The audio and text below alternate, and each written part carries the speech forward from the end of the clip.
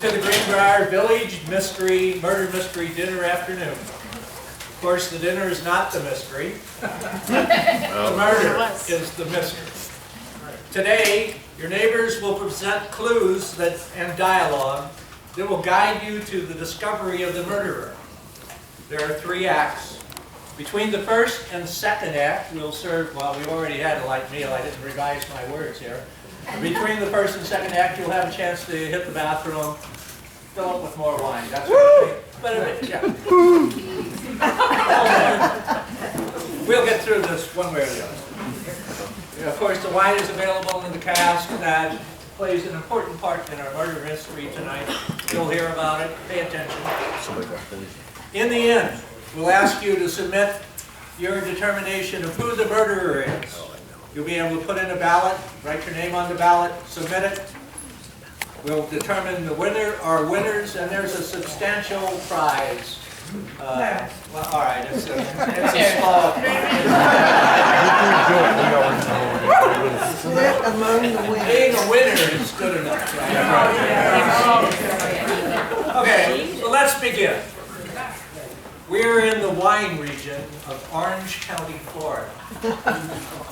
5 years ago, Barry Underwood, owner of the prestigious Underwood Wine Estates, mysteriously disappeared during the county's annual wine festival.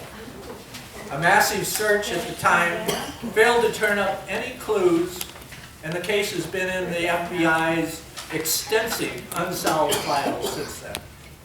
Now, 5 years later, it is once again festival time. Last night, family and friends gathered at the stately Underwood Mansion to shelter from the ensuing hurricane. At midnight, the eye passed over the mansion. The winds disturbed the mansion, causing an old wooden floor in the wine cellar to buckle.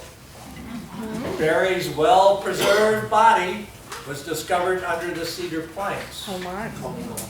An autopsy completed that morning showed that the cause of death was a laceration across the throat with a ring knife, a tool used to harvest grapes. It's a clear case of murder, and you're challenged to identify the murderer. Now we will meet the suspects and hear their stories. Hello, my name is Hetty Shigley. I am the CEO, the COO, and the Mio Mayo of Shigley Vineyards. It was scrubland at the time I purchased it from Barry 10 years ago. But now it is one of the finest vineyards in Orange County. Here, here. My wine is in the cask. I am developing a new kind of wine that will take the world by storm. It would already be on the market if I hadn't suffered a series of setbacks. When Barry was alive, the 2 of us had such great competitive personalities. I miss him and all the challenges that he brought to the wine tasting festival competitions.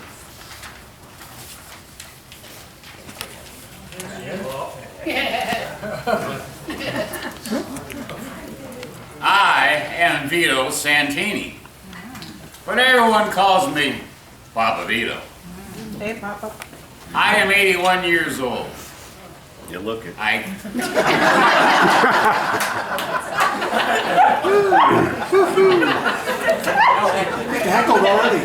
came to this country in 1947 with nothing but a few pennies and a root from the grapevines of my father's vineyard in Italy. Mr. Bob Underwood, Barry's grandfather, brought me to America to start his vineyard. I left my wife and little bambino in Italy and came here. They disappeared a few years later during an avalanche, but I never remarried. For the past 60 years, I have worked for 3 generations of Underwoods. I started with Mr. Bob Underwood and his wife Stella. Then I worked for their son Sam and his wife Maggie. And then, in 1980, I started working for Barry. When Barry disappeared, I kept working for Barry's cousin Ralph. He's a good boy. Now I think I would like to retire and go to Italy and stay with my brother, who I have not seen in 60 years. Papa, nice to meet you, Papa. What about your family life?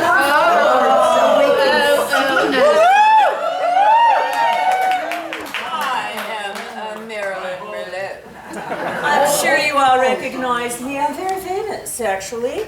I was nominated for an Academy Award for my supporting role in Fatal Flaw. It's a thriller. And please, no autographs this evening, please. Oh, well, maybe a few. Okay. I grew up here in Orange Groves, but it's changed so much that I hardly recognize anyone here. I've been in Hollywood, you see, for the past 5 years.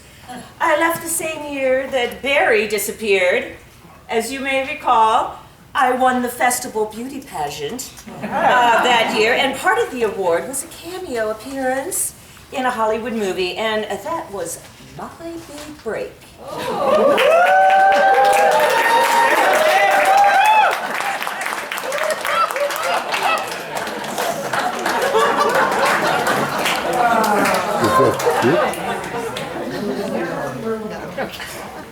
Good day.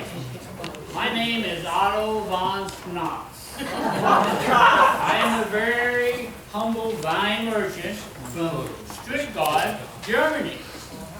I traveled around the world for my employer, Rhine Wines, shopping for the best vintage of red and white wines.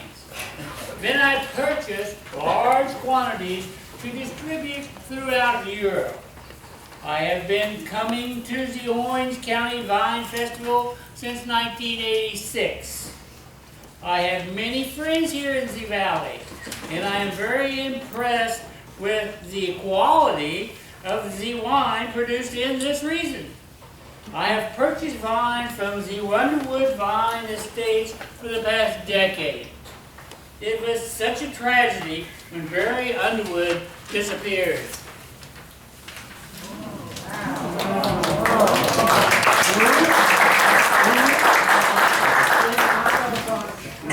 Thank you, Otto.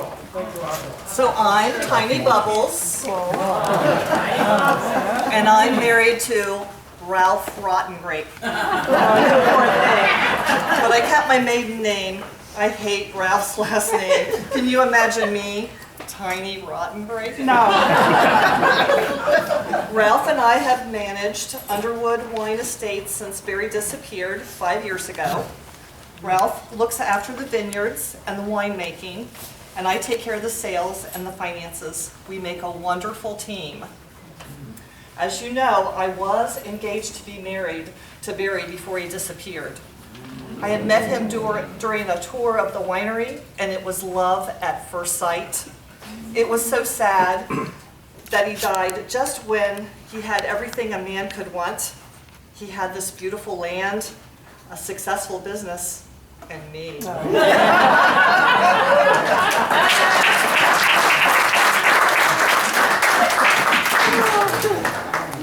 I am Ralph Rottengrape, the manager of the Underwood Wine Estates. Barry Underwood was my first cousin. I guess now that his death is official, I am the last surviving Underwood member of the Underwood family. I become the legal owner. My wife, Tiny, and I have some big expansion plans. My mother was an Underwood, but the family disowned her after her divorce with my father and moved in with one of the field workers. So we moved to Italy, and I grew up there. The only person to keep in touch with me was Papa Vito. He wrote me a letter every once in a while, and that's why I came to Florida 6 years ago. When I arrived, Barry gave me a job working in the fields.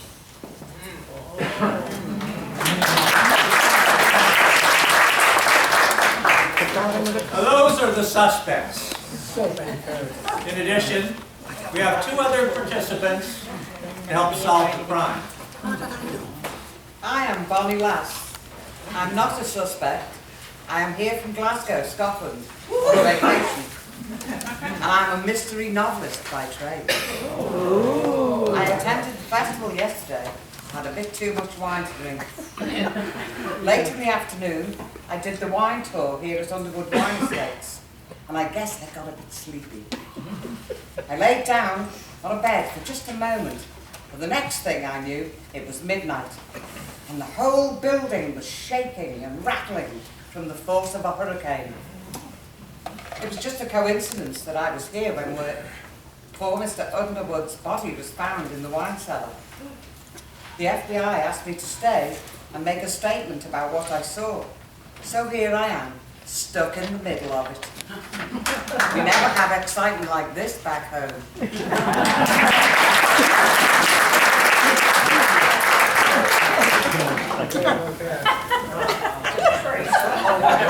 I'm not a suspect. I am Bud Weiser. The FBI agent in charge of the investigation. In the Underwood Water.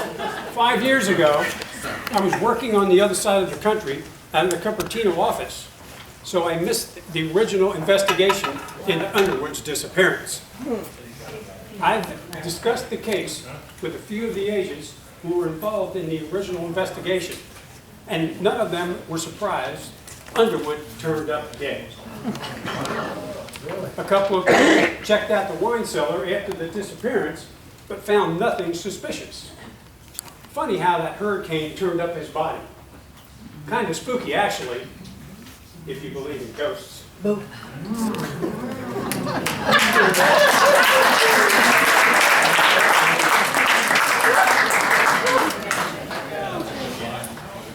Those are the suspects and the supporters.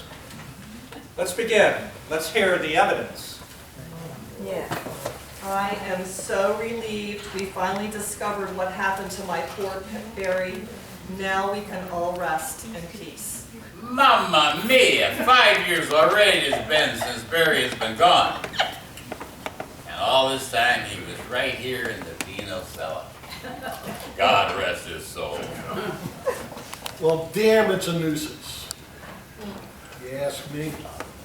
Now the cops are going to turn this place upside down looking for clues. Show a little compassion for your cousin Ralph. Barry cared enough about you to give you a job 6 years ago. Yeah, right. A lousy field laborer while he played Lord of the Manor. Cousin Barry didn't do me any favors. It sounds like you're happy he's gone to the great vineyard in the sky here, Ron Gray. Maybe you are not so surprised his body was found in the wine cellar, yeah?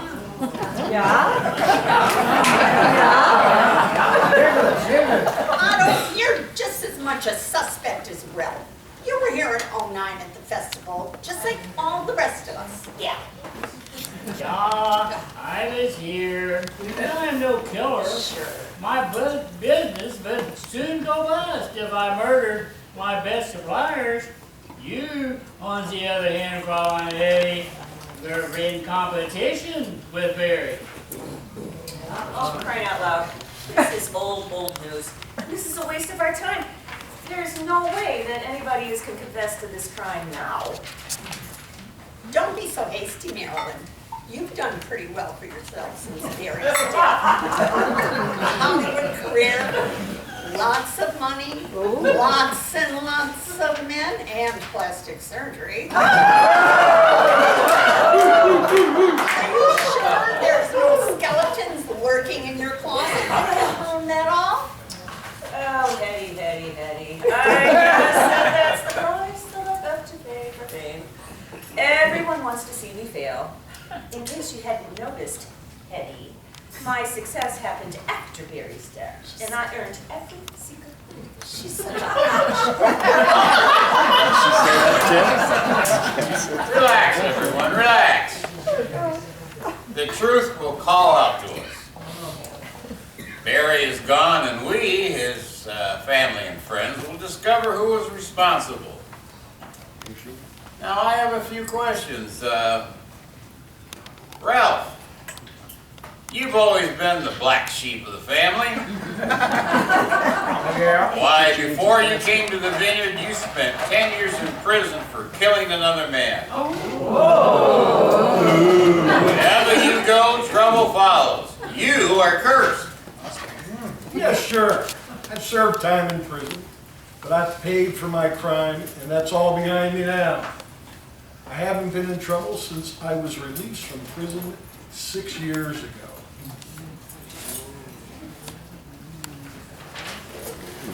Look at this. This is a memo that was left in the file by the FBI agent who investigated Barry's disappearance 5 years ago. The agent speculated that Barry had met with foul play and that Tiny Bubbles was the leading suspect. Why don't you question her? Throw your wife under the bus? Hadn't been done before, right? That 5-year-old memo from the FBI files is a pile of garbage.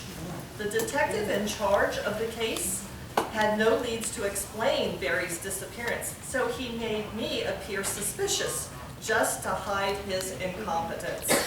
I'll tell you who he should have been after. Hetty Chablis. She bore a grudge against Barry. Several years ago, her vineyards were destroyed by fire. The local fire department reported that the disastrous fire was purposely set. Hetty told me she was certain the arsonist was Barry. It had to have been Barry who destroyed my vineyards back in '89. He'd been trying to get me to sell this land back to him.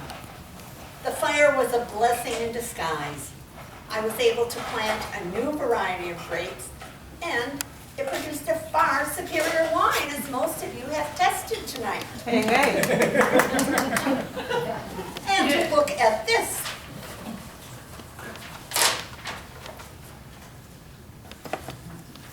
This is a program from the 2003 Wine Festival that was found beside Barry Underwood's body in the cellar. It's a threatening note to Otto in Barry's handwriting, written on the program. You should ask Otto just what it means. I've never seen that note before. Sure. Very much now intended to give it to me that was killed first. If he had given it to me, it would have not been found with his body. I have no idea what it meant. Ralph Roddenberry has gained the most from Barry Underwood's death. Ralph got control of the family winery, married Barry's fiancée, and is now a wealthy man. Those seem to be powerful motives for Ralph to kill his cousin Barry. All things he described as motives would have happened even if Barry had not been killed. Barry was a sniveling weakling. In this world, only the strong survive and take what is rightfully belongs to them. Wasn't Marilyn the last person to be seen with Sarah buried on the night of the disappearance? Did he give you a ride home in his car after the festival street dance? Huh? You know, Barry was never seen again. That's interesting, Ralph. What did you and Barry talk about that night? And parking in the area of the high tides? A place for lovers. Why, there's Marilyn. Well, Barry did give me a ride. And from the festive street dance, and in the night he disappeared, but it was a nice night. So we stopped at the High Tides Park for a while, and we talked. Yeah. And he dropped me off around midnight, and I went to bed alone, and nothing happened. Papa Vito was living in the the Underwood mansion at the time of Barry's disappearance. He certainly never said a word that he saw or heard anything that night. What a story. I had too much to drink on the night Barry disappeared. After all, it was festival, and I celebrated with friends and passed out sometime around midnight. A freight train could have crashed through the wall, and I never would have heard it. You know, Eddie Chablis knows about the secret passage into the Underwood Vino cellars. I showed it to her one time when she was visiting. Hetty could have used the passage to sneak inside and kill Barry. Hey, describe the secret passage as you best remember. What does it look like? How long is it? How does someone get into it? Just how fresh is your memory of that passage? Oh, yes, let's see. The secret passage. I'd forgotten about that since Papa Vito showed it to me long ago. I doubt if I'd even remember how to get to it now.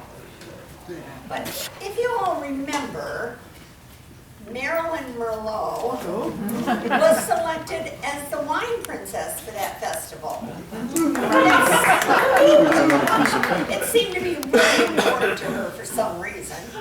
But she left town early on the day of Barry's disappearance and wasn't even around for her celebration. It's strange that she left so quickly and never came back until now. Oh, Hetty. I had to leave Orange County the morning of Barry's disappearance to meet the Hollywood deadline for the pageant's winner's cameo appearance in Munich. I impressed the movie director so much that he offered me a role in another movie, and I never returned. It's not for me to say, but Otto Van Schnaps seems to be a man who lives well beyond his means. Otto, you're only a salaried employee, yet you drive an expensive Mercedes, you dine extravagantly, and you own a villa in Germany. Wasn't Barry a bit suspicious of your sources of income when he was still alive? I've noticed the same thing. How about that, Otto? Open up your wallet. Let's see how much cash you have. Tell everybody how you got to be so wealthy. Yes, a lot. However, I am a very resourceful man. Over the years, I have invested my income wisely and have reaped the benefits. A nice automobile, a villa on the Rhine River, and a fine collection of art. I do not throw my money around foolishly like a Hollywood movie star.